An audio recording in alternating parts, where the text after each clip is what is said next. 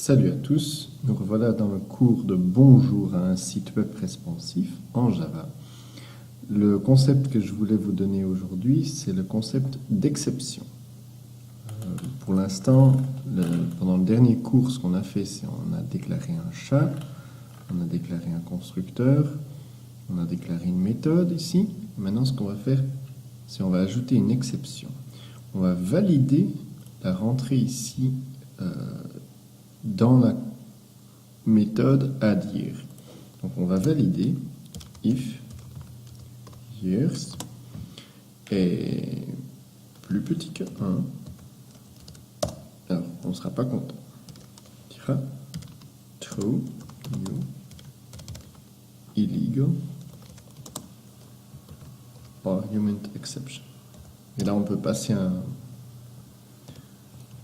year should be greater than 0.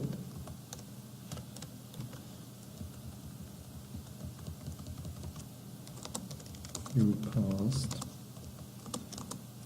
years. Voilà. Ce qui va se passer ici, si dans l'utilisation Berlioz addYear, si on passe moins 1,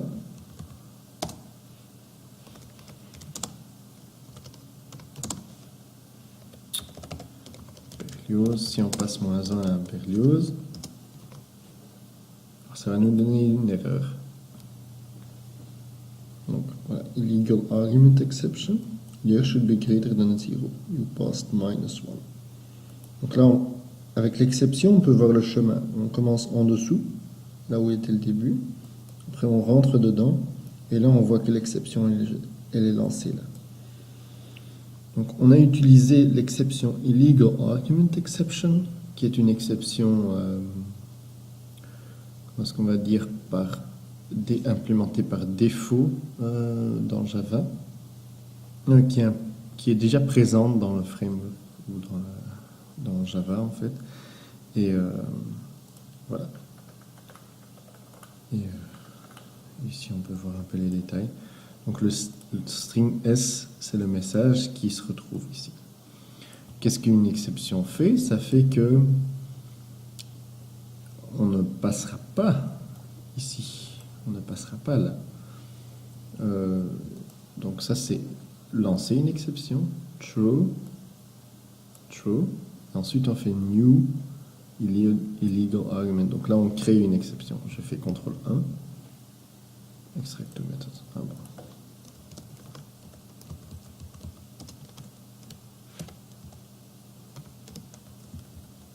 Ce qu'on pourrait faire, éventuellement, mais ça ne se fait jamais, c'est de faire comme ça. Donc là, on a splitté les deux. On va relancer le main. Et là, on voit addYear.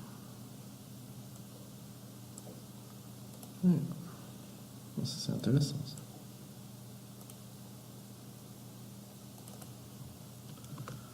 Donc, le mot true ici. Voilà, comme ça. Ça, c'est plus clair. Donc, c'est comme ça qu'on fait. On met le true ici pour que ce soit plus clair. Quand une exception est instanciée, c'est à ce moment-là que le programme s'arrête. Donc ce qu'on peut faire, c'est qu'ici, on peut faire un catch. Un try, un catch.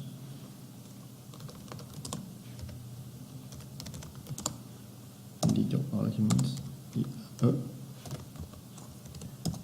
Voilà ce qu'on peut faire. Quelque chose. Et là, on verra que on ne voit plus l'erreur. Je ne dis pas que c'est une bonne idée de faire ça comme ça, mais en tout cas, le programme, c'est pour vous montrer ce qui se passe si on fait un catch. Donc ça, c'est un try, un catch, et on continue le programme. Tout ce qui est ici, après ça ne sera pas exécuté. Parce qu'il saute de là vers là, dans le catch. Après l'ajout de l'âge,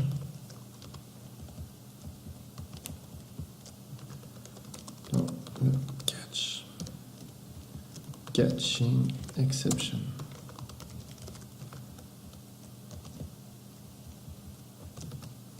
After add age.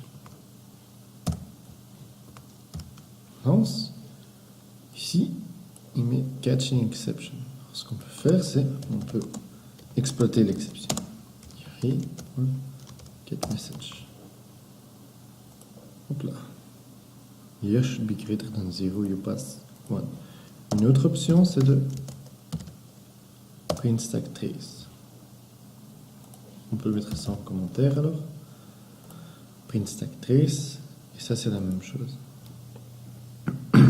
Ce qu'on voit, c'est l'ordre dans lequel les choses sont imprimées ne correspond pas complètement. Ça, c'est parce que en rouge, ça va sur le system out.error et le system out normal qui est là. Donc ça, c'est un problème de synchronisation en fait qui se passe là. Je pense que normalement, oui, bon, ça reste le même problème. Non, normalement, my name is Berlioz devrait venir après l'exception, mais ça c'est un problème de synchronisation en fait.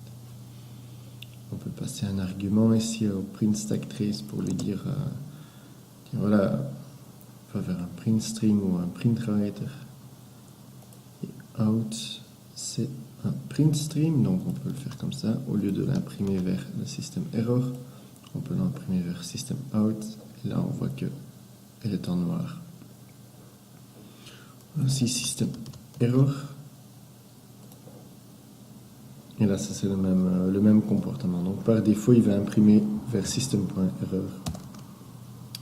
Mais ça, c'est un détail.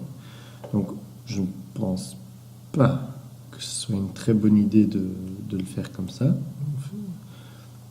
Tant, bon, quoique, ça dépend un peu des cas. Ça dépend un peu des cas. Parfois, c'est utile de le faire comme ceci, mais parfois, ça l'est moins.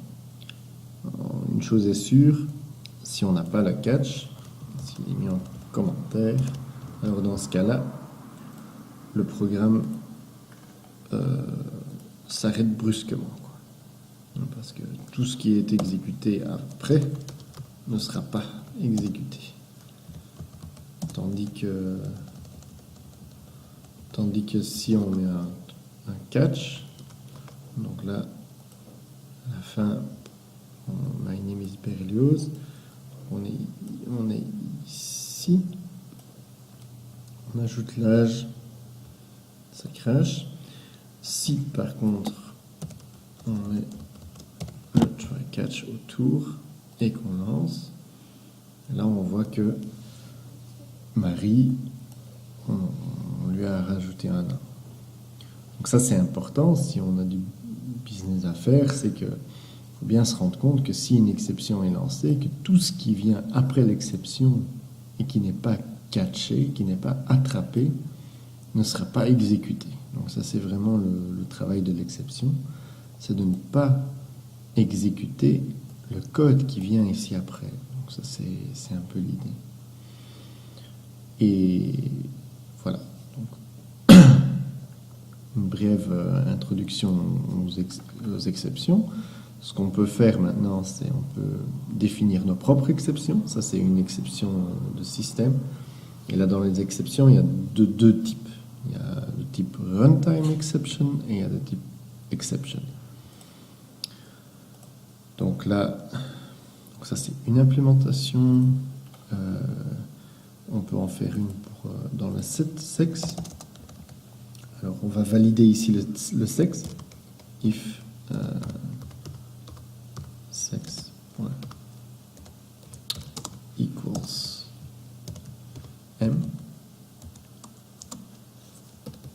Or sex equals f. Là, on va mettre un note devant.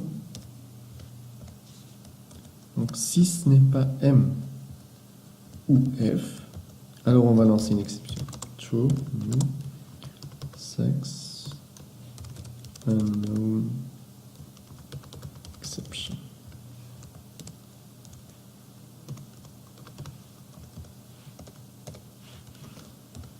Donc là, on ne connaît pas encore cette classe-là parce qu'on va la définir. Check. Donc là, c'est création d'une nouvelle classe Java. Finish. Sex unknown exception. Et là, on va créer le constructeur sex. Et on peut appeler ça, appeler le constructeur du parent. Donc ici, sex. Voilà. Et ça, c'est bon. Alors, ce qu'il dit ici, c'est unhandled exception. Ce qu'on va dire, c'est on va dire throws. Ça, c'est une option, c'est que la fonction fasse true, throws, ou qu'on fasse un catch. C'est la deuxième, sur un twist try catch. Ça a peu de sens, quoi. Donc on peut choisir d'implémenter ça de cette façon-ci, où on fait un catch dans la méthode même et qu'on n'envoie pas ça à celui qui appelle, ou on choisit de la renvoyer à l'envoyeur. On la renvoie à l'envoyeur. Check, et on add choose declaration. Donc ici, c'est déclaré que cette méthode, si on l'appelle, elle peut lancer une exception de sex unknown exception. Et là, on va voir que, effectivement, il y a unhandled exception de type sex unknown exception. Et ici, même chose pour O'Malley. Alors là, on a le choix où on lance l'exception. Ça, c'est parfaitement possible. Ou on la catch. Ça, c'est comme on veut. Si on fait M2, là, on n'ira pas très loin. Parce que ici, à cet endroit-là, il n'a pas reconnu le sexe. Donc, ou on le déclare comme ça, avec la chose, ou on catch. Ça, c'est le choix qu'on a. Voilà, et maintenant on lance, check. Il a tout exécuté, sauf que O'Malley n'a pas de sexe. O'Malley.get sex.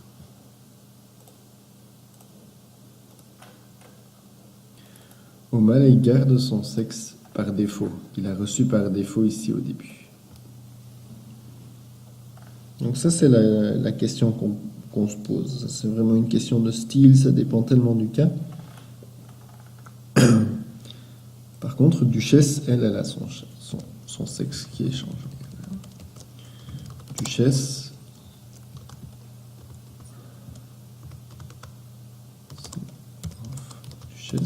check.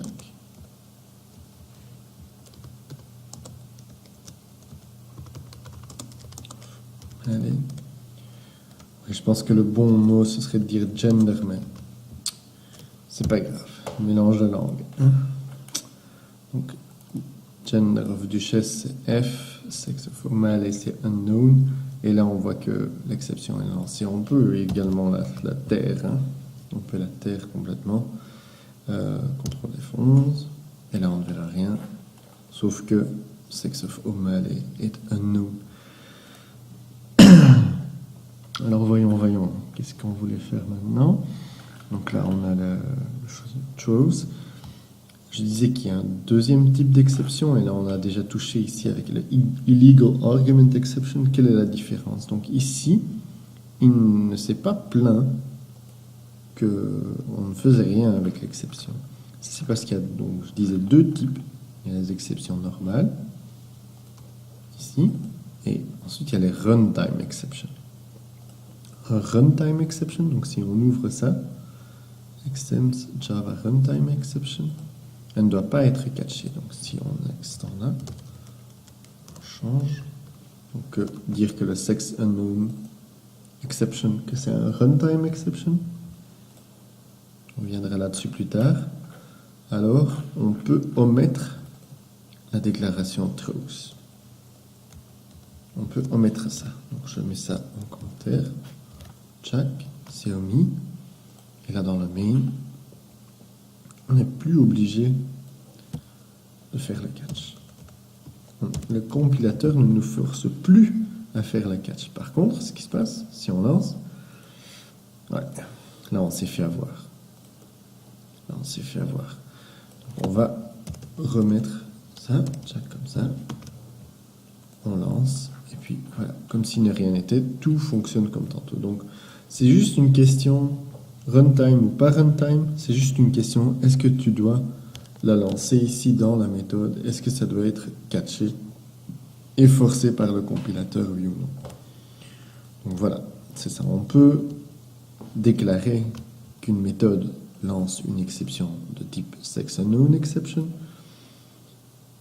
Et je pense qu'on peut ne pas la catcher si on veut. Et voilà, c'est ça. Donc on n'est pas obligé de la catcher. Si par contre on veut l'attraper, alors on met le try catch autour et voilà, et ça marche. Donc ça fonctionne. Ici, on a mis en commentaire le try catch et on peut faire fixe comme ça. On lance et on verra que ça ne marche pas.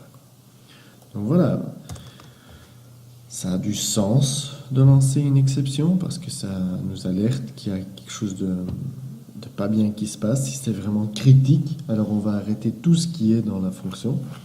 Si c'est pas si critique que ça, ben c'est pas grave, on fait un try catch et on log en mettant un system out ici. On le dit pour la prochaine fois. Mais si c'est pas critique, c'est pas critique. Donc ça c'est pas. Ça dépend vraiment du cadre, de trop de paramètres. Donc voilà, ça c'était la petite vidéo qui parle des exceptions. La prochaine va parler des interfaces. Et ça va être très intéressant à explorer. Bon, jusque-là, à plus.